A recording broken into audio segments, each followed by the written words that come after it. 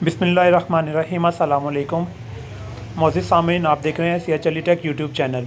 दोस्तों, मियाँ बीवी की लड़ाई एक आम सी बात समझी जाती है, जिसमें या तो बीवी मुख्तसर वक़्त के लिए शोहर से बात करना छोड़ देती है या तो शोहर बीवी से कुछ टाइम के लिए बात करना छोड़ देता है, मगर बाद अज़ां दोनों के माबैन सुलह हो जाती है।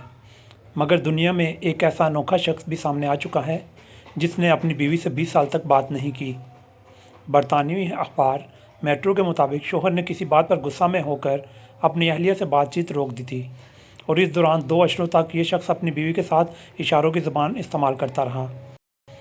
ओतो कातायामा नामी जापानी शख्स की बीवी ने इस तमाम अरसे अपने शोहर की खामोशी तोड़ने की हर मुमकिन कोशिश कर ली, मगर वो खामोशी तोड़ने में मुसलसल नाकाम रहा। कहानी मंजर आम पर इस वक्त आई जब इस जोड़े के 18 साला बेटे योशी ने जापानी टीवी को इंटरव्यू में किस्सा सुनाया और इनसे मदद का मुतालबा किया, क्योंकि इसने अपनी ज़िंदगी में कभी दोनों को आपस में बातचीत करते हुए नहीं देखा था।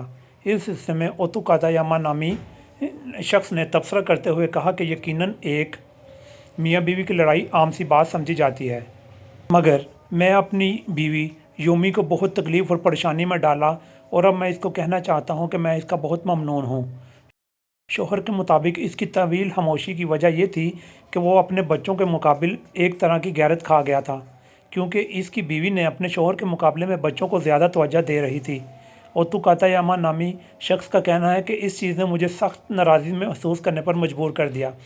ख्याल रहे कि ये वाक़या 2017 को पेश आया और ये खबर सोशल मीडिया पर काफ़ी वायरल भी हुई।